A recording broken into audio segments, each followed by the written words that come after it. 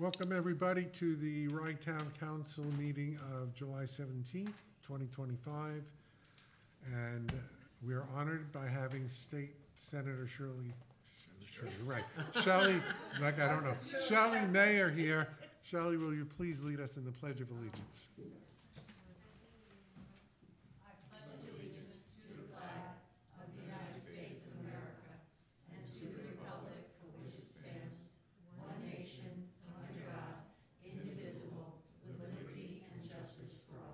Please remain standing.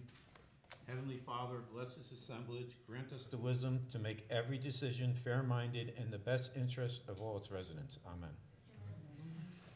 Make sure the microphone. You didn't sound your microphone.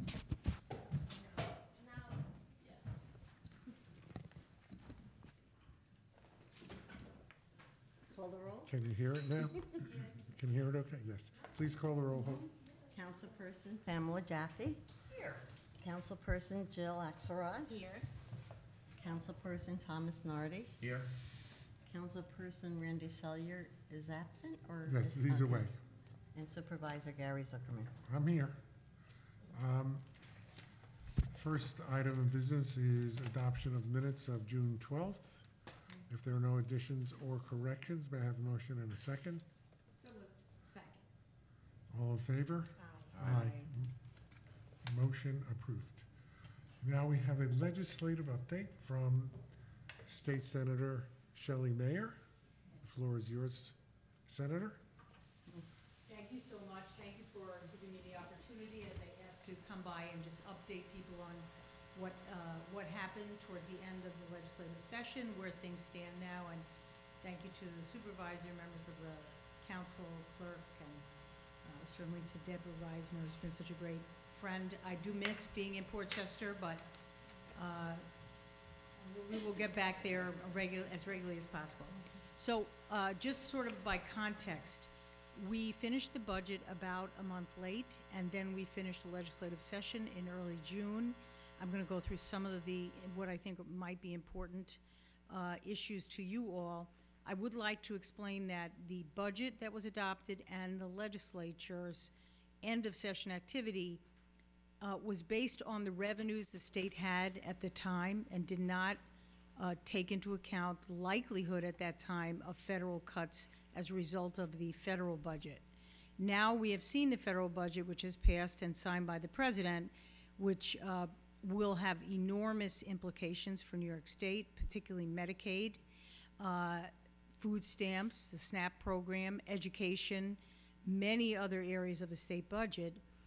And we have not yet been called back into special session to deal with it. So at this point, our plan is to go back in January. I personally believe we should go back and deal with a number of issues that are outstanding and need a strong voice from the legislature that we disagree with some of the policies of the administration. But at the present time, we have not gone back. We did give the governor the authority to move money around without legislative authority up to a point. And I suspect once they have a very good idea of the extent of the Medicaid cuts, which will be substantial, some of that will be done. But there also is obviously pressure to raise income taxes on the highest income New Yorkers. These are issues that my colleagues have. So just to say that we started with where we were at the time, but the world has changed since then. So I want to talk about a little schools first as the chair of the Education Committee, because again, although not perfect, we were able to get every single district at least 2% more than they got last year in foundation aid. And for schools that were owed additional money under the foundation aid formula, not only did we get them more, but we got a change in what's called the regional cost index, and that's the determination of what money needs to be paid in Westchester based on the higher pay that we need to pay our staff. Traditionally, we had been lumped with the rest of New York. We were able to change the formula, so now Westchester gets a higher regional cost index, and I have the outlay for the school districts that are here or affected by this community. I just want to mention, because some of them, including Portchester, got a 21 or almost 22% increase in foundation aid. Rye Neck got 2%, the city of Rye got, school district got 2, Mamaroneck got 9.65. So a number of the districts around us have benefited from this change, and we were able to get that 2%, which is meaningful because they were not owed more under the foundation aid formula. Oh, Blind Brook, thank you. Let me look at the Blind Brook. I'm sorry, I didn't identify that earlier. Maybe I made a circle on Blind Brook. Blind Brook went up 7.25% in foundation aid, so that was substantial. The other thing in the school space, we did adopt a bell-to-bell cell phone ban. Starts this September. The process of planning in every school district is occurring this summer. This is from the time you come into school until the time education stops. Doesn't apply to sports and other things. The goal, obviously, is to really get kids away from dependence on their cell phones and back to speaking to each other, listening to the teacher more attentively, and participating more socially. I think it was a good thing. I wanted more flexibility by school district, but my view was not supported by everyone else. They wanted a flat ban in every school district, and every school district must comply, and on balance is very important. The other thing we got is universal school meals. That's free breakfast and lunch for every child in every district. The state will pick up the balance that is not paid for by the federal government. Again, this is not only about kids being hungry and 2 lines of kids who have and kids who haven't.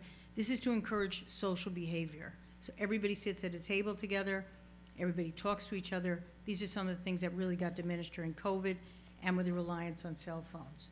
So we did a number of other technical things in the school space, which are not particularly relevant to everyone, but I'm going to hand out a description of some of them for those of you who care. An issue that I worked hard on that came out of this community with Steve Otis was a need for change in EMS. And we were unable to get really what we wanted, which was EMS workers to be declared essential workers. But we were able to get sort of a compromise in the beginning of a conversation about how to plan for EMS, how ultimately we're going to pay for it, because everybody has a different way of paying for it, and how to have universal standards, and to make clear that everyone is entitled to expect EMS service. You call 911, it should be the same as police and fire. Most people think it is, but under the law it wasn't. So we did start the EMS planning process that counties, with every municipal official included, need to begin a planning process with a very short turnaround to begin to talk about how we have a better approach countywide to EMS, and we allow localities to override the tax cap to pay for EMS services. First time we passed a bill that allows the override of a tax cap. Whether the governor signs it, I don't know. See, Michelle, could you tell us what the holdup is state level? Yes. Because I know that in this area, we have been talking about making EMS an essential service Yes. for a number of years. I know that Chris Bradbury, among others, has been in the lead in doing this. Why won't the rest of this? I'm sure that everybody in Westchester, all the Westchester representatives are on board. What is the holdup in the rest of the state? What is the fear? Okay, I would not characterize it that way. The bill that we had that declared it essential, which I had in our one-house budget, it was going to maybe make it into the budget, because police and fire also do not have the word essential in the statute. The governor's office was not prepared to deem one thing essential when that word does not apply. In our minds, police and fire are essential, and we consider police and firefighters to be essential. But the word is not there, and she was not prepared to adopt that. And the second thing is forget Westchester, the whole state, other than the city of New York, is very hungry for a change to EMS and a more organized way of doing it, because everybody has a haphazard system. There is a reluctance to anticipate taxes, which someday along the line, we're gonna have to figure out how to pay for this. I mean, you have a creative way that works for you, but everyone doesn't. And there has been reluctance among some, not in the Senate, but more in the Assembly, in expressly allowing taxing districts, which we wanted to do, to say if you wanted to have a taxing district. So we got half a loaf or a quarter of a loaf in the legislature. When you get a quarter of a loaf after 3 years, you take it. And that's the approach Steve and I had, and we're hopeful the governor will sign it. But we're not finished. This is the beginning of a conversation. In the area of taxes, I did want to mention a few things that are really, I think, helpful. One is we expanded the child tax credit. It did not include children under 4. It was for 4 to 16. Now families with children under 4 will get a $1,000 tax credit, and families with children aged 4 to 16 will get $330, and it goes up. So there is an expanded tax credit. And another thing that was important to me is the MTA payroll mobility tax that you and small businesses here pay. We basically switched the burden to the largest employers, largely in New York City, and now businesses with annualized payrolls under 1.75 million will have half the rate that they had previously. That's I always use the example of my beauty salon, why they're paying so much in MTA payroll tax. Now they're gonna pay half as much, and they don't have anything to do other than maybe somebody takes a train to get there. And there's other benefits in the tax system that were meant, but I am reluctant to go into them because we don't know what's gonna happen post the adoption of this budget on taxes. We made some other tax changes that are, I think, relevant. In the area of utilities, as you know, I have been sort of adamant about, and thank you for being part of the fight against the Con Ed rate application. Really because of Ken Jenkins and our demand, we had these in-person hearings in Westchester, 4 of them, and I think we made a very compelling case that they cannot accept this next rate application.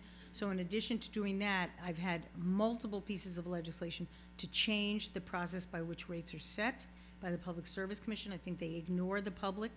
I think it's a secret process. Nobody knows the vocabulary. You have to be an intervener in order to have a view.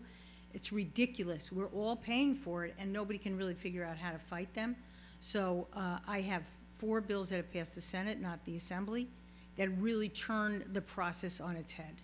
And instead of allowing them to come in with a rate of return and then negotiate a lower rate and tell us how great everything is, the Public Service Commission would come in with a rate of return, and they'd be presumed to be stuck with that unless they could prove it wasn't working.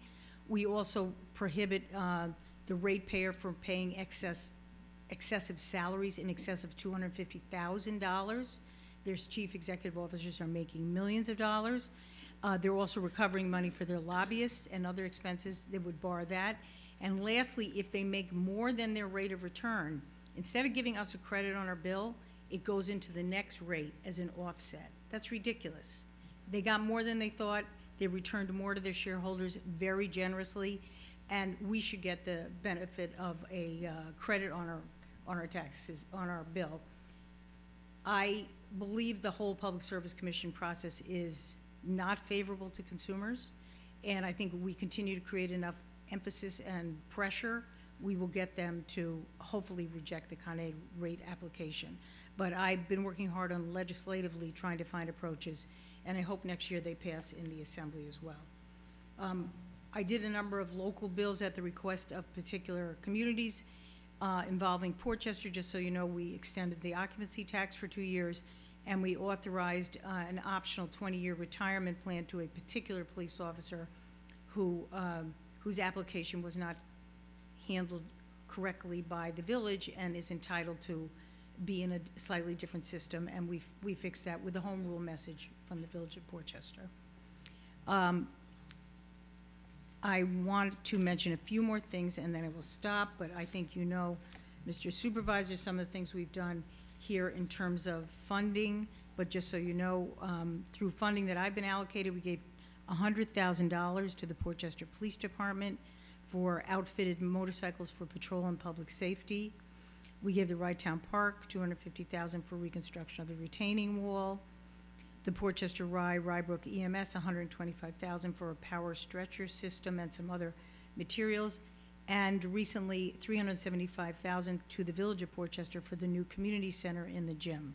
So I continue to make sure that the capital I've allocated goes here as much as possible, and thank you for being excellent advocates for this community in fighting for money.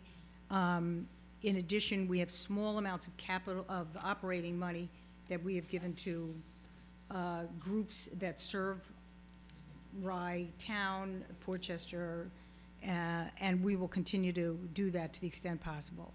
I'm worried about how much money we will have in the future, given what is likely to occur, but for now, we've done fairly well for this year. I will stop and happy to answer any increases, any questions. I'm trying to look if I left anything big out. I will be glad to give you a summary of some of my bills. I passed a lot of bills that passed both houses. I just will wait and see what the governor does. Yes, so she has until December 31st. What is it, 10 days after it hits her desk? Yes, but they don't hit her desk until she asks for them. So the vast majority don't get there till the end unless requested, and there's pressure to do the bill earlier. So notwithstanding that it passed in January, it may get there on, I might get a call on New Year's Eve. But she has it limited, She has a limited time once it gets to her desk, correct? and if it doesn't get to her desk, does it expire on December 31st or it carries over? Expires. It So expires. she has until, She until has December 31st? to or- request, Right. to Okay. request it, yes. So, I mean, generally, we work well with them, but I think people from the outside assume because she's a Democrat and there's a Democratic majority that everybody gets along and works well, and we try our best, but we do not agree on many things, and therefore, she has the authority and vetoes things that she doesn't agree with. All right. Before I say anything, anything from the council? I just have a question. For the school lunches, Yes. is that from kindergarten to 12? Yes, but it does require the school district, and I have to check with all your school districts, that they participate. We have some districts that even though this money is there, and it's been changed by the federal distribution system so that every school is eligible, they choose not to do it. I think they presume that every child can afford to buy or bring lunch. I think, one, those of us who know this community know that that's an incorrect assumption. And two, as I said, it's also about rebuilding the social aspect of school. Sure, because you got a line for people that can afford it, a line that don't, and then you gotta have them together. Exactly. You just let them have we do it for prisoners, do it for the school system. Completely Do it agree. Prisoners now? Yeah. Prisoners, no, I mean, let the kids, you gotta, it's for the kids, man. Totally agree. Not everybody can afford, it's And not crazy. everybody can say that they can't afford it. And in the old days, where you really had to be, it was embarrassing. Yeah. We're moving past that. We're gonna have universal, this is the way, frankly, the rest of the country is going, and it serves us well. Yeah, it's a good thing. It's a very good thing to have the free lunch for the kids.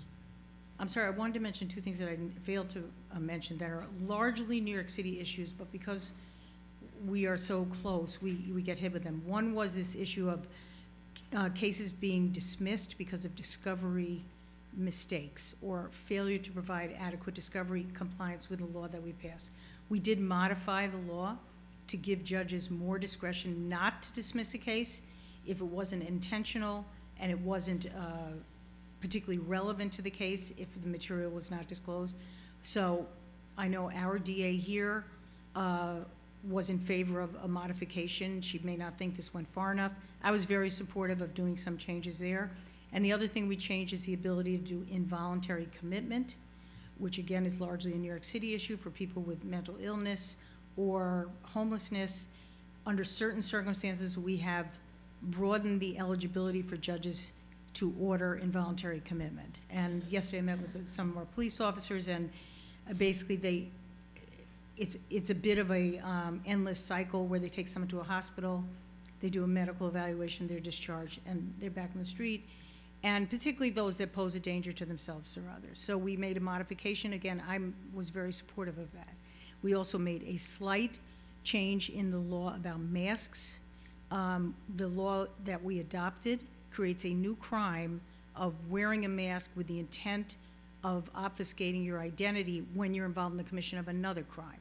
So you want to assault someone and intentionally wear a mask so that the police can't identify you, you would be charged with two crimes, the assault and the wearing of the mask with the intent of obfuscating your identity. So it doesn't prohibit wearing a mask. A lot of people wear masks for health reasons and other issues, but it does get at this kind of thing that happened, that people intentionally wore masks to avoid being arrested.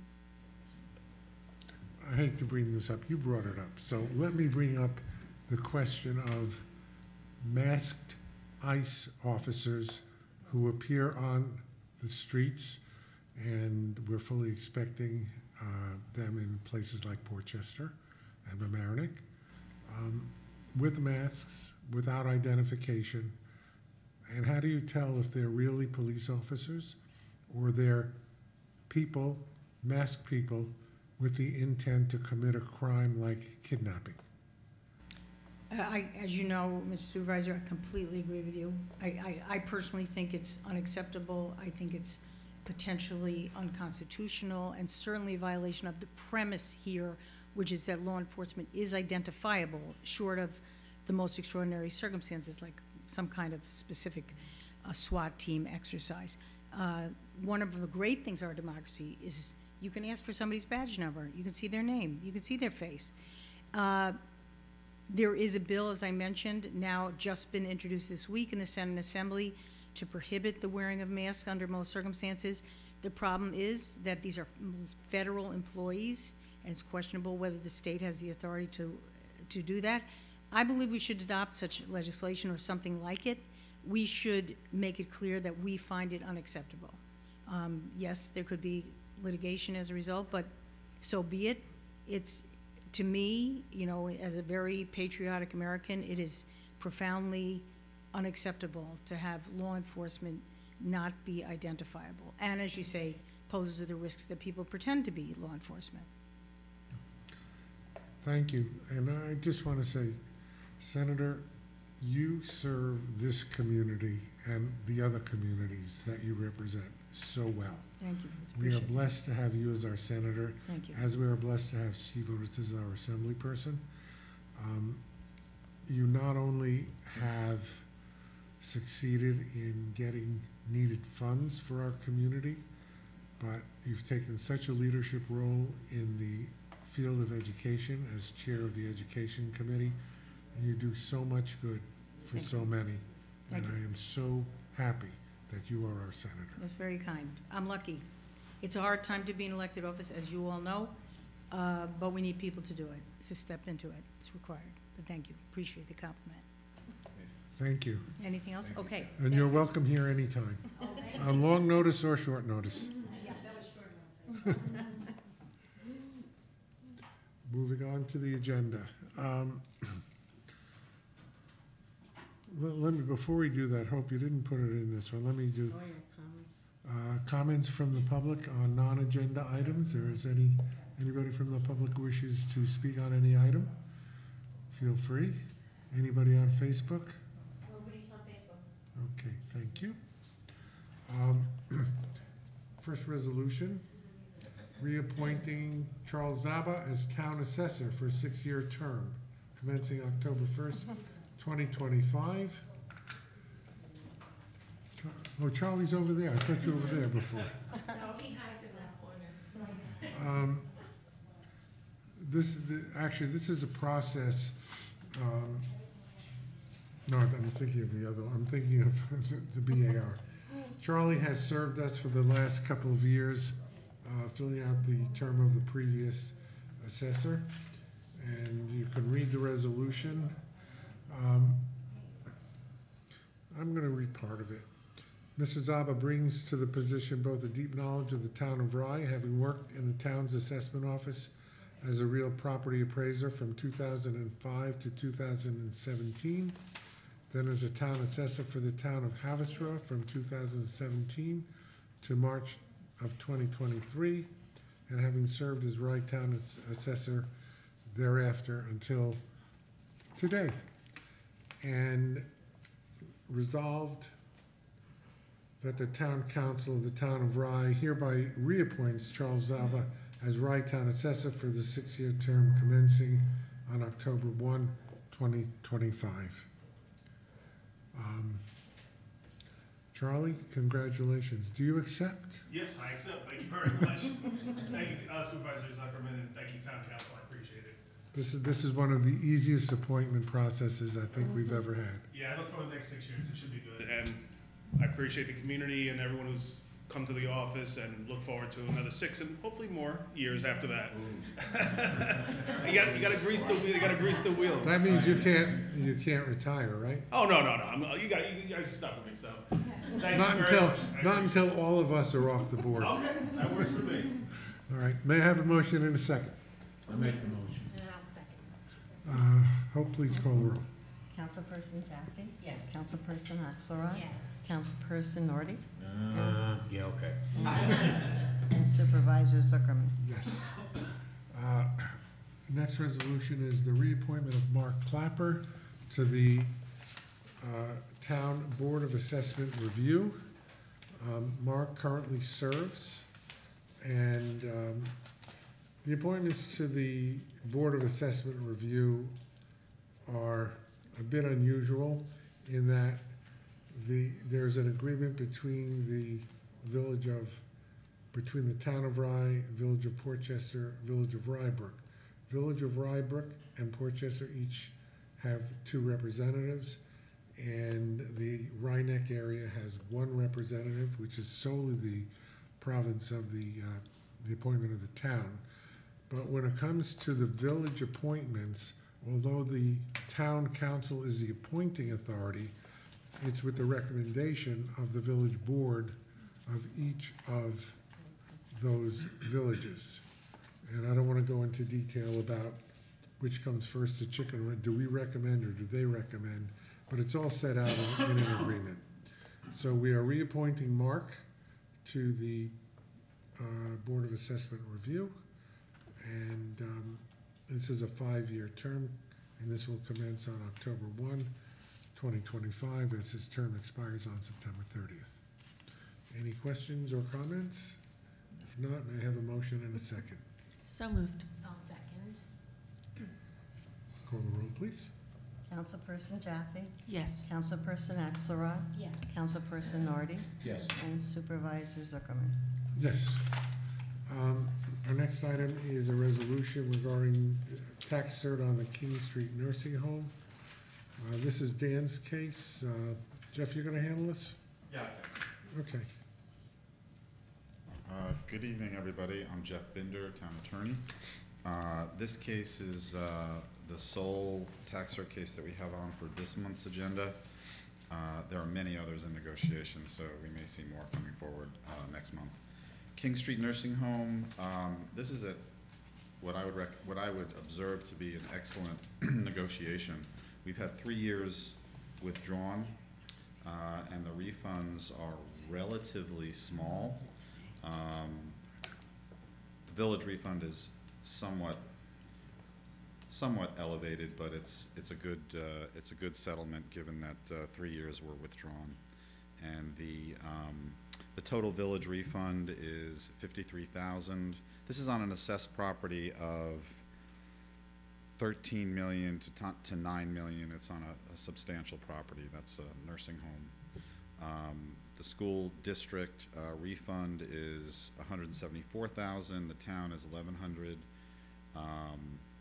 and the total county is about $20,000. So this is a substantial case, and it's been negotiated for over a year. Dan's been working on this, and I would recommend its adoption. I know Dan has communicated, as we all do regularly, with the stakeholders here, with the school district and the county, and the village in particular. So I would recommend its approval. Any questions from the board? If not, may I have a motion and a second? I'll make the motion. Second. Call the roll, please. Councilperson Jaffe? Yes. Councilperson Axelrod? Yes. Councilperson Nardi? Yes. Supervisor Zuckerman? Yes. I'll just finally just thank Charlie for his preparing the analysis for us today, without even asking for it. Good job. Thank you so much, and look forward to another 6 years of these. At least. Our next item is a resolution authorizing the expanded renewal of our TextMyGov messaging service. Debbie, tell us what this is all about. I will.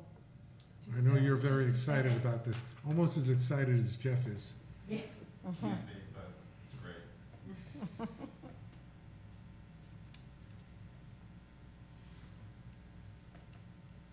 So,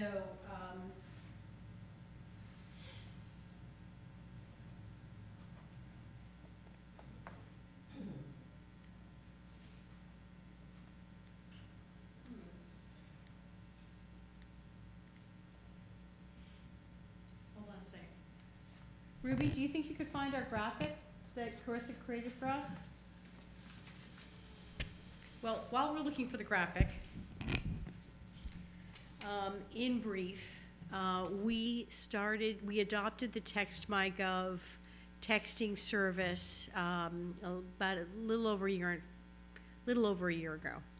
Thank you very much. Because we really were struggling to reach the people of the town, and it was part of an overall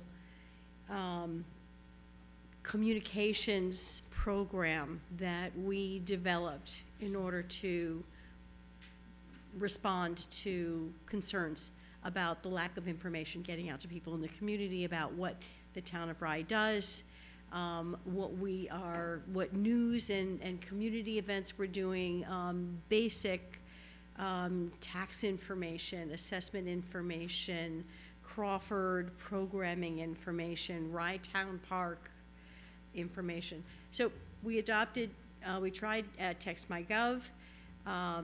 It has been enormously successful.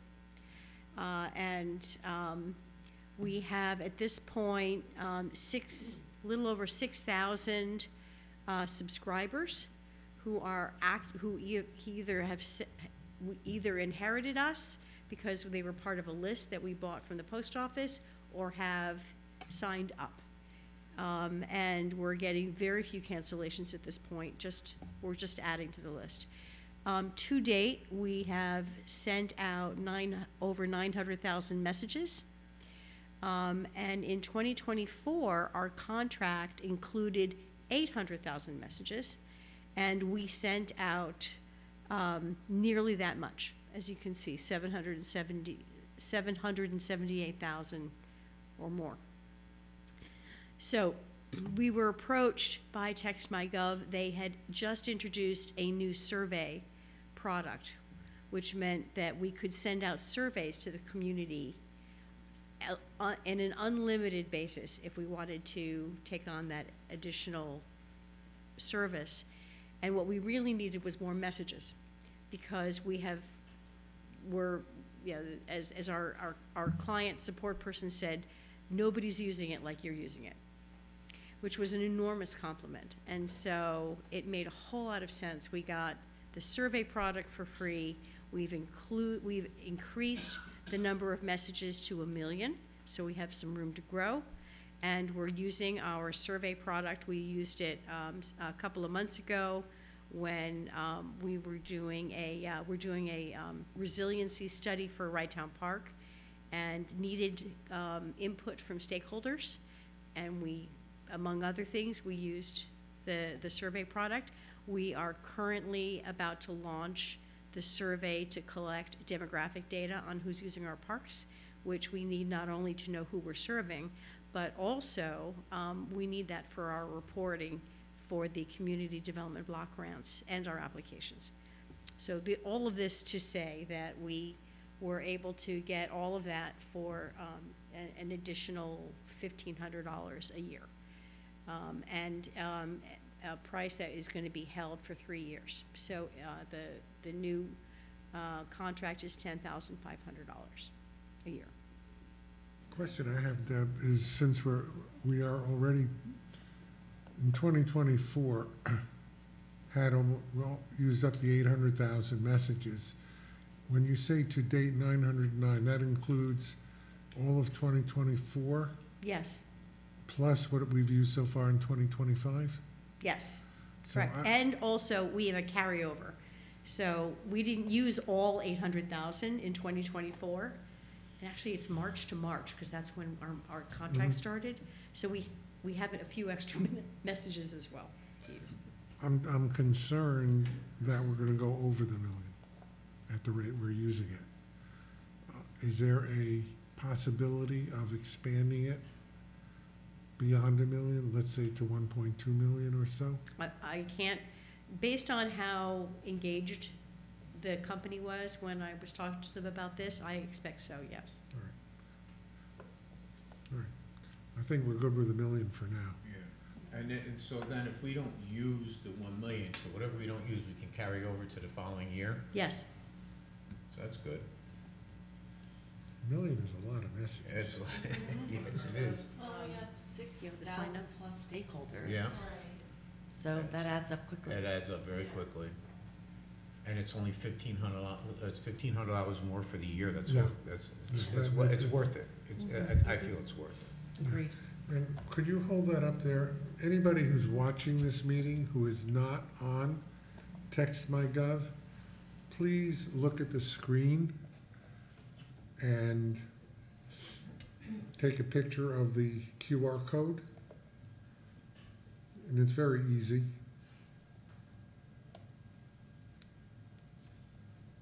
in English and Spanish. It's in English and Spanish.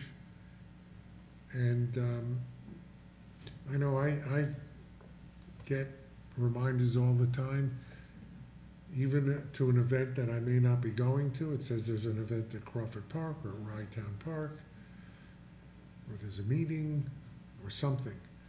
It's information, and especially the fact that we do not any longer have a local newspaper to print certain information. We have the ability to reach people, at least if they wish to be reached. All right. Thanks, Deb. I think we need a motion and a second. So moved. A second. Call the roll, please, Madam Clerk. Councilperson Jaffe, Yes, definitely. Councilperson Axelrod, Yes. Councilperson Nardi, Yes. and Supervisor Zuckerman. Yes.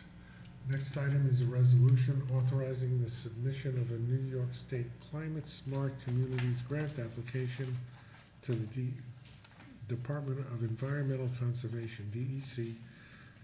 We call it the Rytown Park Seawall Coping and Railing Project. This is to replace the railing and the coping from Dearborn Avenue all the way to the Barley Beach House. Oh, we have pictures. Yes, you could see it needs replacing. Oh, yeah.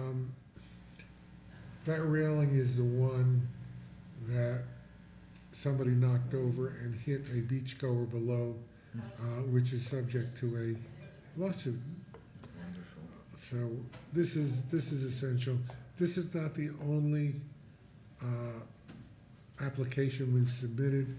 We've also submitted it as part of our ask with our Senators Gillibrand and Schumer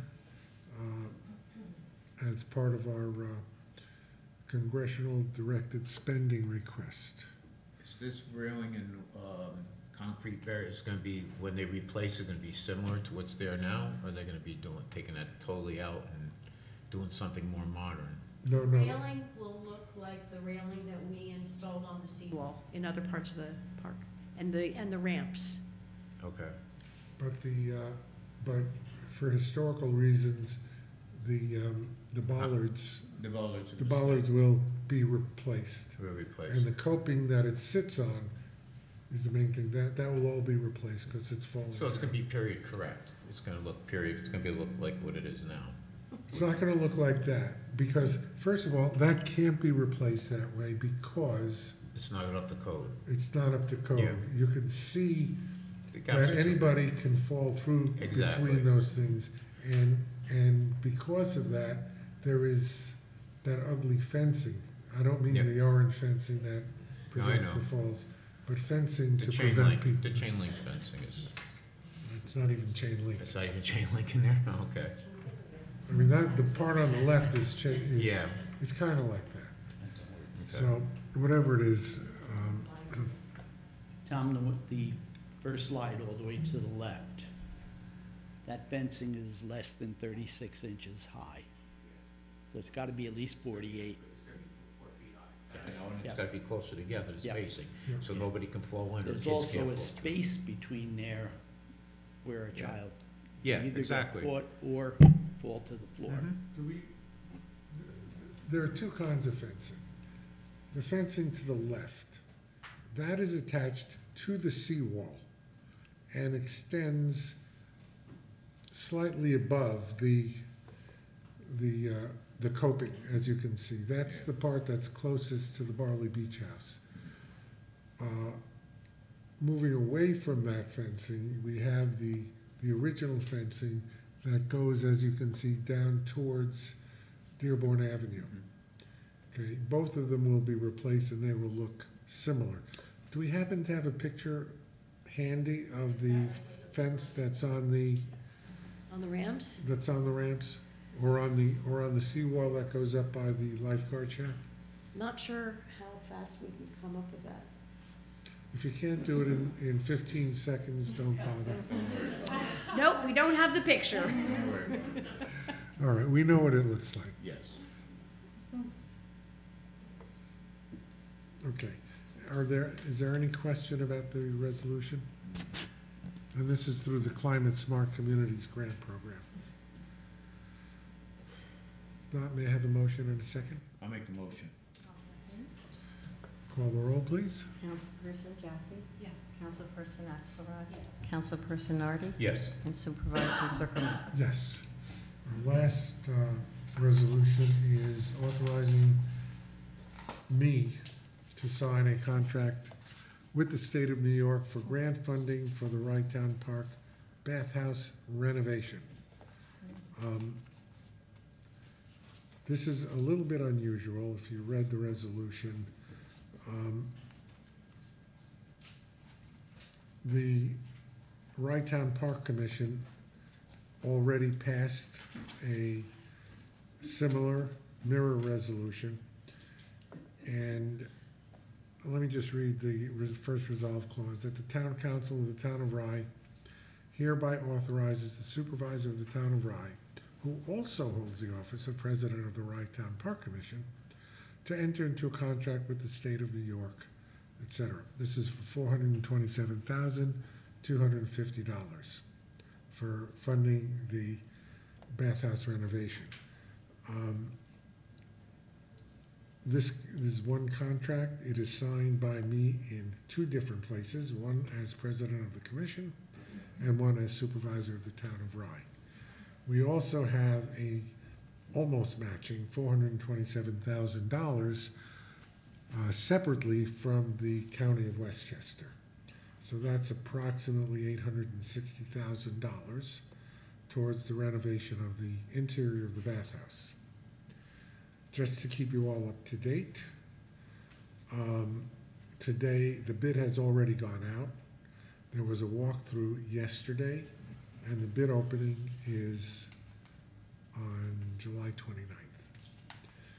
With any luck, we will have a reasonable price, and we will be able to go into construction somewhere around October 1st when the beach season is over. My question is, when these bathhouses are done, are they gonna be open during the winter time Yes. as well? Okay. And it will be, as is currently proposed, it will have both a heating and an air conditioning system. Good. I'm not sure that will remain, depending on what the bids come in. If there's a possibility that some of the design may have to be cut back if it becomes too outrageously expensive. As it is, the estimate, I think, the current estimate is about $950,000. Am I correct, Ruby? You, right?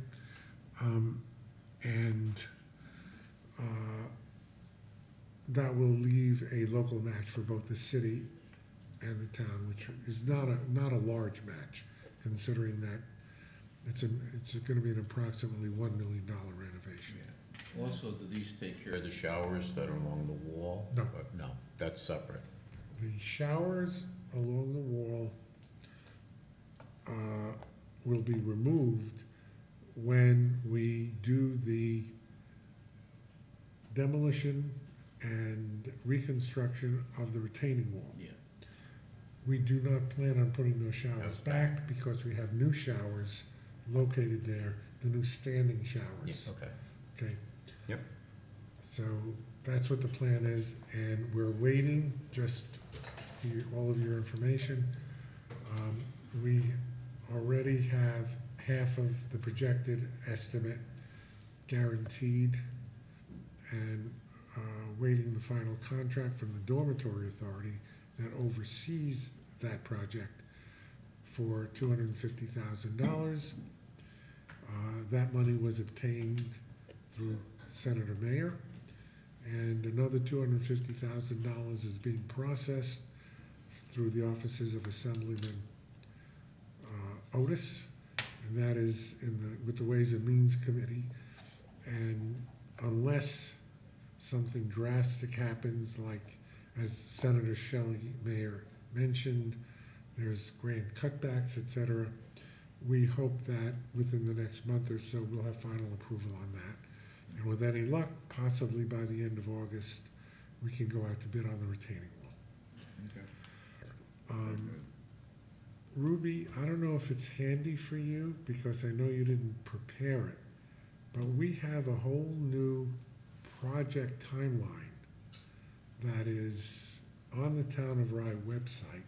Can you pull that up?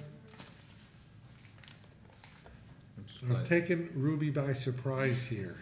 Twice. I'm just glad that this stuff's starting to get done over there. Mr.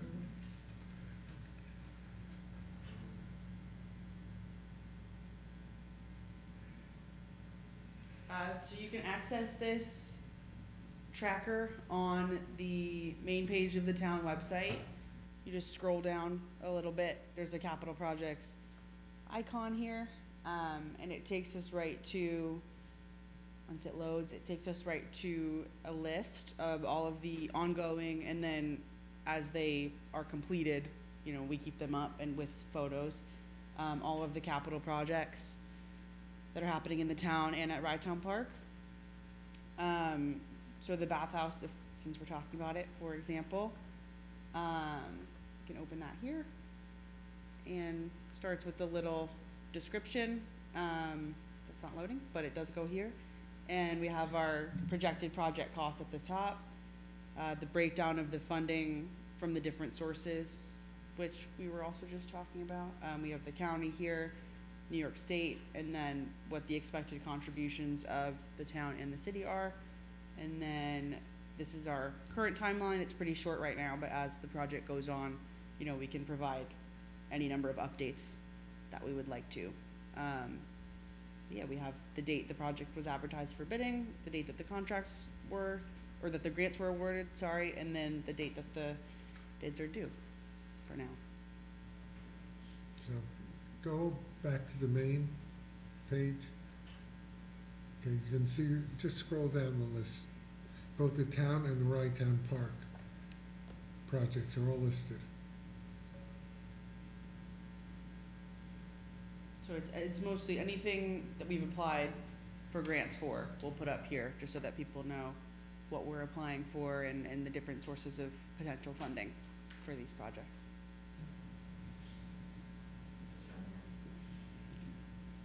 And that way, when I come here and somebody asks me about a project, say, go to the website.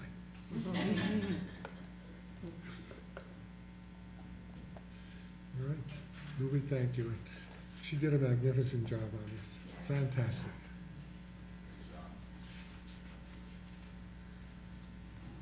All right, I think we have to vote on this. We need a motion and a second. If there are no other I'll questions. make the motion. I'll second.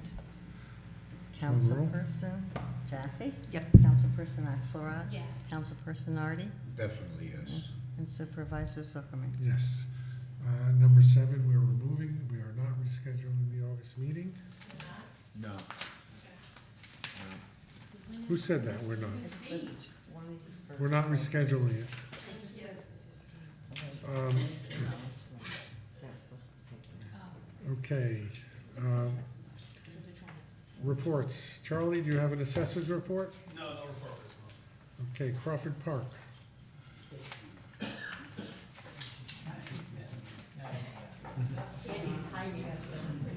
Candy is hiding.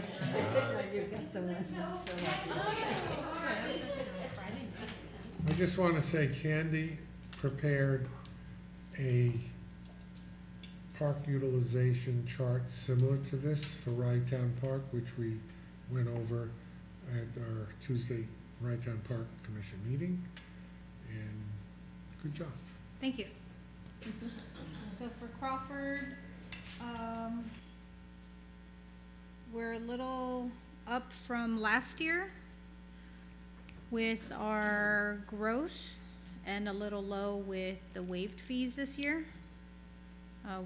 Since we've been utilizing the activity rooms upstairs instead of the Great Hall. We're not losing, we have less waive fees, Correct. Yes. about half. So that's why the number's lower. Benefit, not a detriment. Yes. And we are up with the gross this year compared to last year. We're really using every possible space, with the fields, the tents, the rooms upstairs, the Great Hall, and the pavilion. They're all being utilized. So from last year to this year, we have 376 from this year. Compared to last year, we only had 261 events.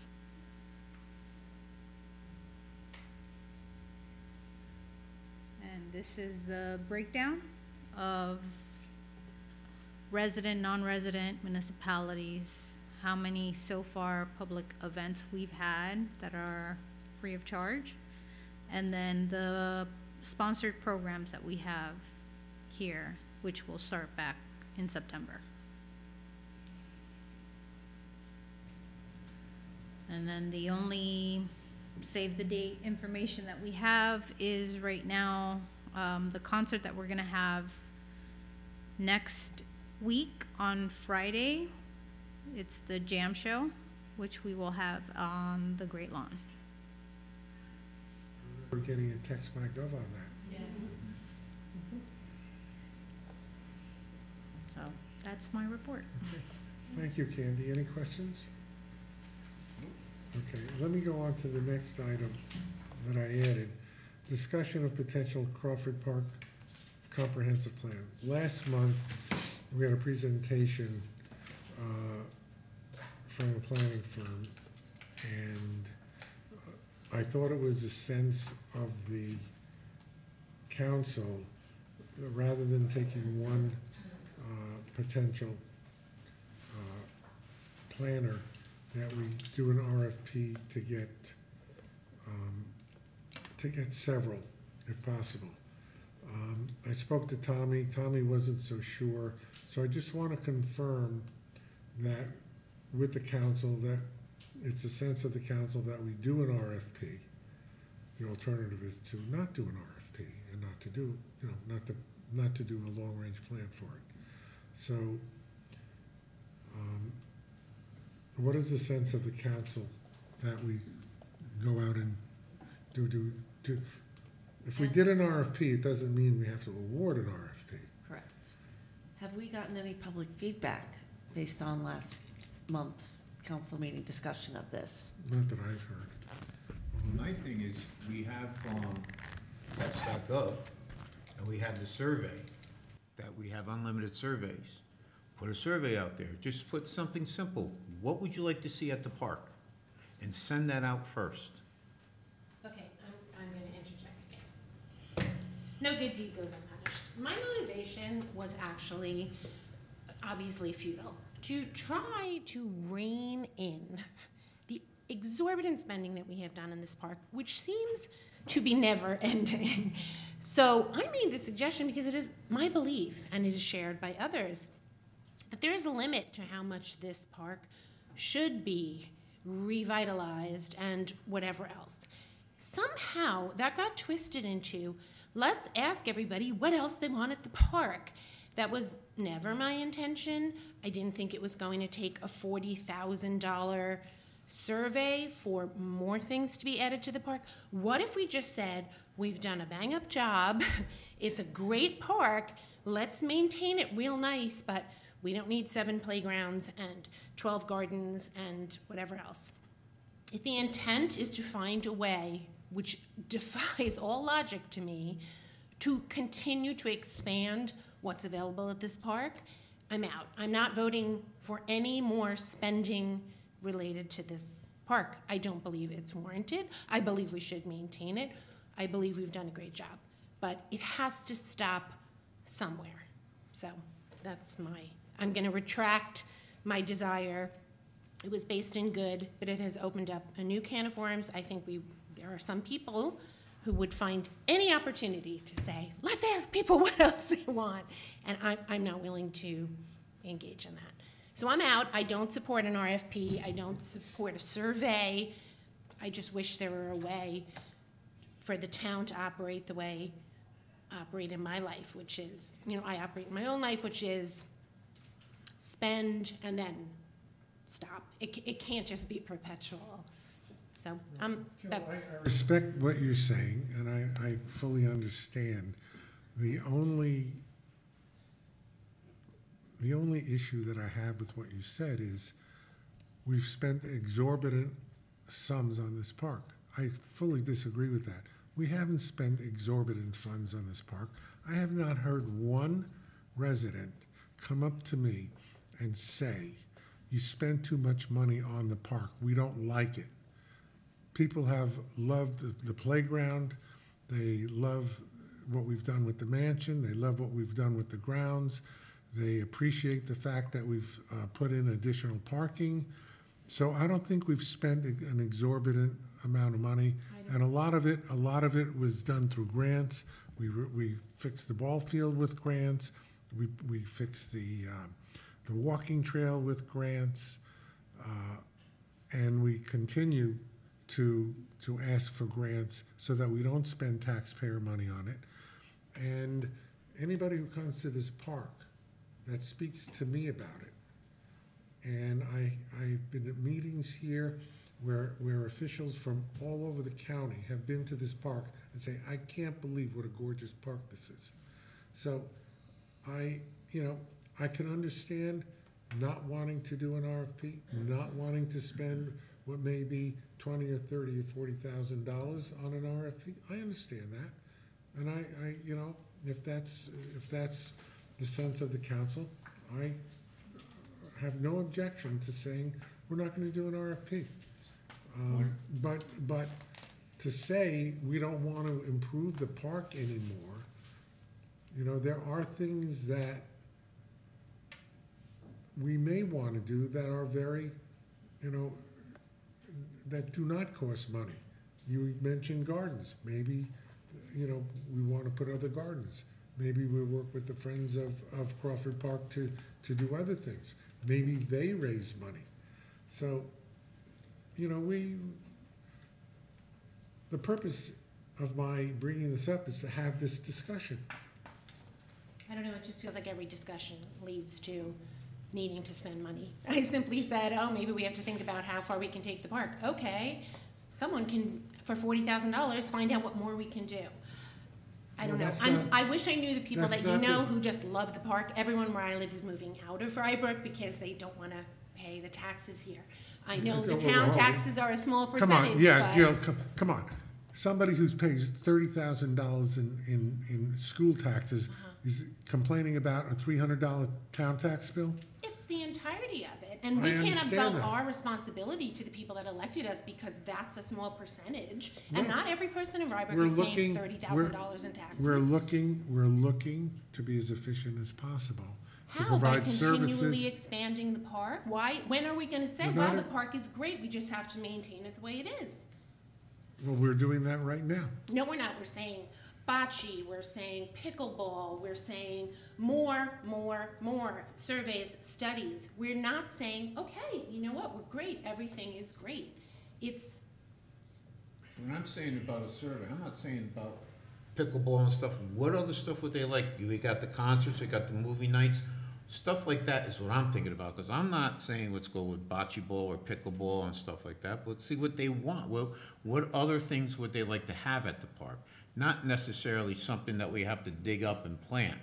It could be an event that they might want to hold on a weekend or something. I just don't think we have tons of events. We have basically a community center now here that I don't know. I mean, I guess, Yes, we do. yeah. But, you know, it does cost us money in the winter. These concerts are free. Okay, our winter concerts So cost what are money. you gonna do, Tommy? If people are like, I love the concerts, can we do them 3 times a week? Well, I don't know, I don't know. Because don't we have to pay the bands or what, I mean, These when you're bands? saying No. free? No, Oh, we don't pay No. them? no. Wasn't I told at some point it was $2,500 for You pay each? the bands? Oh, it's free for everybody else. Okay, so the Oh. free is not that free. See, it's never free for the people that pay for it. It's free for the people that get it without paying for it. But that's for another day. I made my point. I just want to set the record straight on the concerts. The Philharmonic concerts that we have in the wintertime, we sell tickets for those, and they're essentially break-even event, slightly a profit. These, we do pay the bands. What is the budget for this? I don't want to give you the wrong number, I can quickly look it up. But these are 1, 2, 3, 4, 5, 6, 7, 8. Well, six concerts and 3 movies. Okay, that we're doing for the people.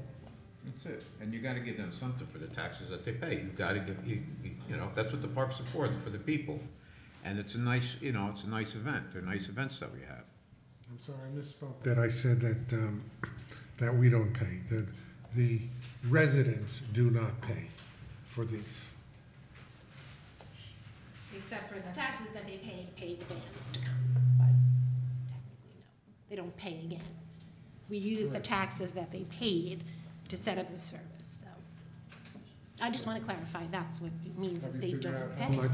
how much each taxpayer would pay for these concerts? Well, for the taxpayers that don't avail themselves of it, does it really matter? I mean, I guess for the people that use it, yes, it's a win-win, but if you're paying taxes for something you never use, then would it matter?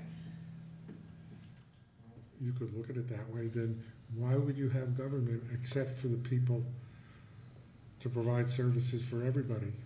And not, you know, there are communities that have pools, there are communities that have skate parks, there are communities that have all kinds of things that not everybody uses, but a lot of people do use. So, you know, it's a philosophy of government. I understand that. I know exactly where you're coming from, Jill. But my view is that we provide services for people and they can take advantage of those services. You know, there are a lot of people who live, for example, in Rhine Neck who don't use Crawford Park that much. There are a lot of people who live in Rybrook and Portchester who don't use the bridges in Rhine Neck, rarely go over those bridges, and yet we pay for them. Well, that's infrastructure and essential services. I don't think anyone says It's we not should an- maintain excuse me, bridges. It's not an essential service for somebody who doesn't use it. Crawford Park is an essential service for people who use the playground, who use the community center. It's not an essential. I mean, it's a nice thing to have, but I lived in Rybrook for many, many years without said essentials. So I disagree in the characterization. Okay, you feel free to disagree. Would you like to know the budget numbers Sure. for the concerts?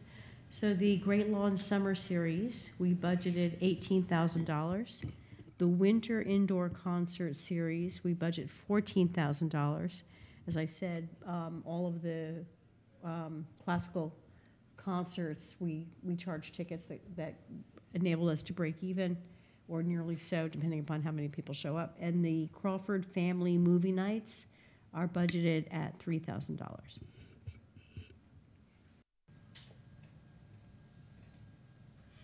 All right. So Jill is obviously against doing an RFP. Pam, do you have a view?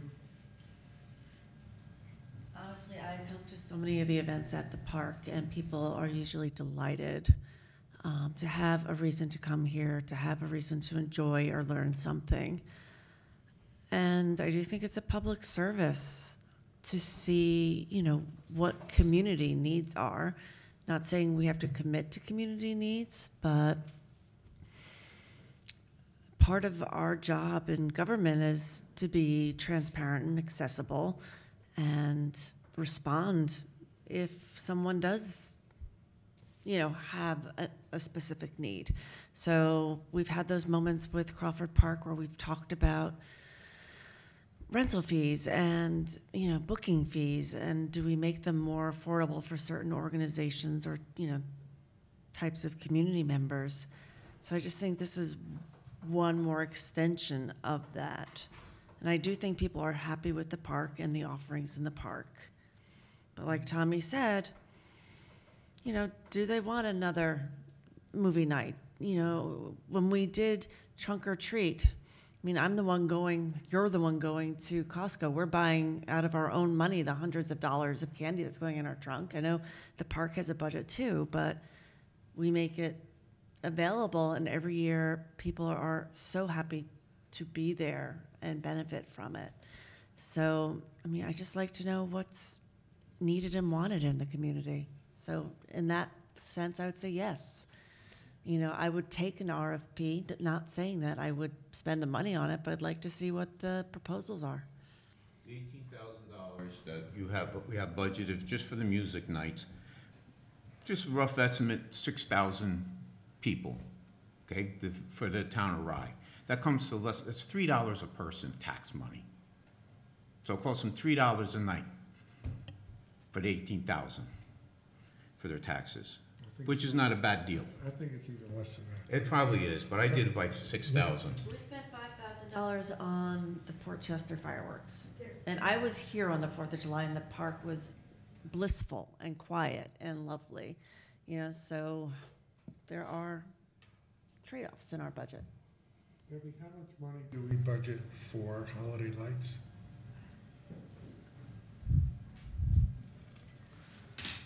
$12,000. Maybe we should cancel holiday lights. No, I wouldn't do that because you get a good turnout. Gary, People I know, look. but it costs money. if I question spending $1 million on a playground and then you turn around and go, let's punish the kids and tell them there's no Santa Claus, cut it out. I see what you're doing and I don't appreciate it. No, I'm just pointing out what you are saying is Because that you're we taking spend. little things, Gary, okay, you know what? If you're I'm gonna not take talking- my words, I'm not you know gonna. the point that I'm making, so don't belittle what I'm saying by being like, okay, cancel candy for the kids, cancel Christmas. Stop it. I'm talking about $1 million for this, I don't another $1 million for appreciate- this. I don't appreciate the methodology that you're using. Please. You object to what I'm saying? Yes. The fact of the matter is, we spend a lot of money. If you consider $18,000 a lot of money, or $12,000 a lot of money, on services for the residents of this town, which I think is well worth spending. I can understand, as I say over and over again, I can understand the fact that you might not want to have a comprehensive plan formulated at a cost of what may be $15,000, $20,000, $40,000. I don't know what the cost is if an RFP went out, but to spend it to develop a plan, an overall plan. But we're not spending $1 million on a playground. Okay, we're looking to get grants for playgrounds. When you say, oh, we want to take away the candy from the children on Halloween or Santa Claus on Christmas, well, the opposite side is, do we not want to expand the playground for the children either? These are all decisions that we have to make as a council, and I certainly don't mind having a discussion about it. I'm not proposing that we do anything except look at what we want to do going forward. because I believe that if you stop doing things, if you stop planning, you only go backwards. You only go backwards. I agree with you about not spending the $40,000. I'm with you on that. I don't have a problem with that, because I don't think we need to do that. That's the reason why I say ask the people in the survey. I'm not saying that it's, let the people, we have the survey, it doesn't cost us, it's $10,500 we're paying, we get that service for free. Let them put the survey out, just say, just like we did when we did the renovation here. What do you want to see? What would you like in the park? It doesn't mean we have to do it. It's just to get an idea of what people like to see or want in the park. Okay, that's fine. And what would happen if the people want a certain thing? Then, Then we have to vote on it. Then we'd have to vote Vic, on it. I think, Vic, you asked, I think they did an informal survey. Vic or Ruby, what was the thing they wanted most of all, the splash pad? We asked a few people, it was very minor, but yes.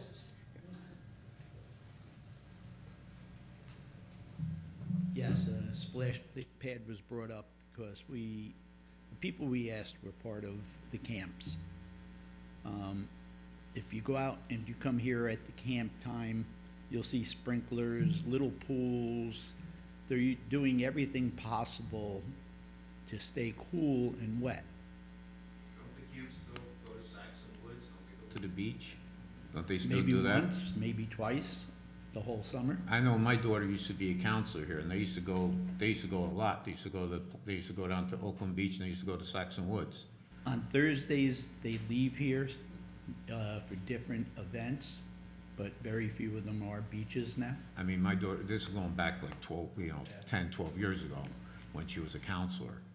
But They're doing all sorts of, I mean, we had the Council of the Arts ask them to move because the water was going into the tent Yeah. and making mud yep. in the Mud tent. pies. All right, thank you, Vic. So, all right, this was a challenging discussion. We'll move on. I think there's a sense not to do a comprehensive plan and do an RFP.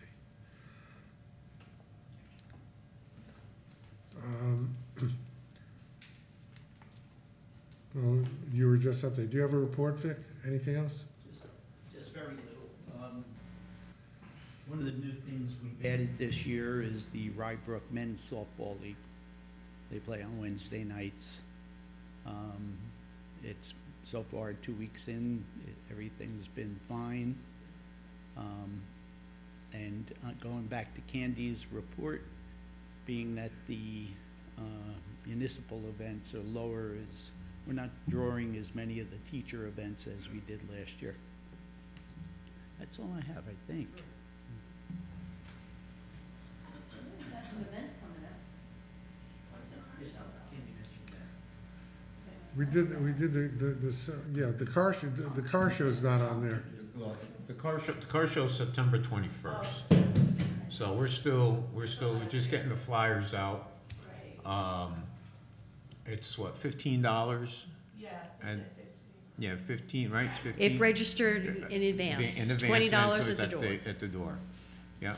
Is that for the car or for the visitor? No, the car. Visitors are free. So to register the car, checks are made out to Town of Rye. In the memo, just put down car show. We have the QR code right there.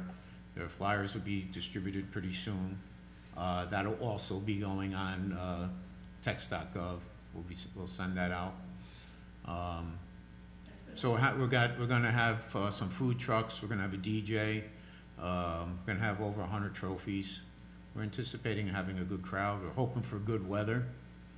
So we have some nice donors for the trophies, and we'll see what happens. How many cars have signed up so far? So well, we just gotten the flyer out. Just came out. We just got it agreed on. Last year, right? No, You did? no, that was somebody else. Yeah, that was somebody else. That was somebody else who did it. This is the first time we're doing it. Tommy, it's so nice of you to feature the town's electric F-150. don't push it. I'm sure there's gonna be electric cars there. We'll put them at the bottom of the hill. We've got some concerts coming up. In addition to the Crawford Park concerts, the Peak 107 radio station is sponsoring free concerts at Rytown Park on the beach. They're coming up, and the Rytown Park Summer Series is in full swing. They're on Tuesday nights, so I guess the next concert coming up is Christine Channel. I hate to say it, I don't know any of these people. Billy and the Showman, they've been around for decades. But Tommy knows all of them. That's the only, the California Dream. Credit to Sue Hoffman, and I'm sure Ricky for getting the word out. I do see these in CRM and emails coming in and in local coverage that the free concerts are happening. So that's nice. I perk up every time. Can we move on? Yes. We have reports. Finance. Dave, you have a report? Yes. I submitted the tax receivable report through June. It also reflects 2 payments through the first week of July.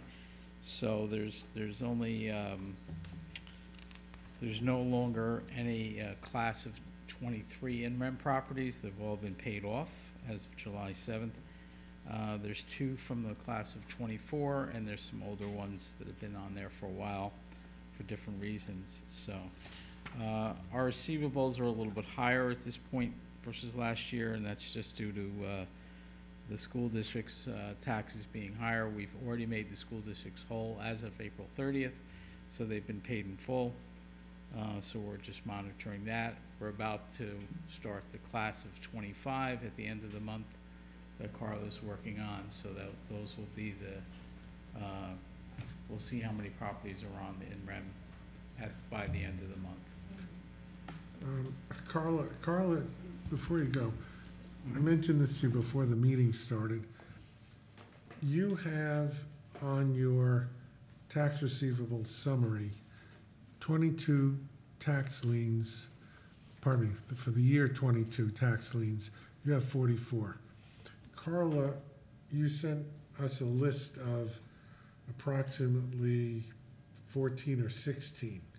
Do you know what the discrepancy is for that? No, I've got this his list. Could you email it to me? Sure, well, those are the number of parcels. So they may actually have a county tax, a school tax, and a county tax that's included in that number, so it would be kind of counted twice in that.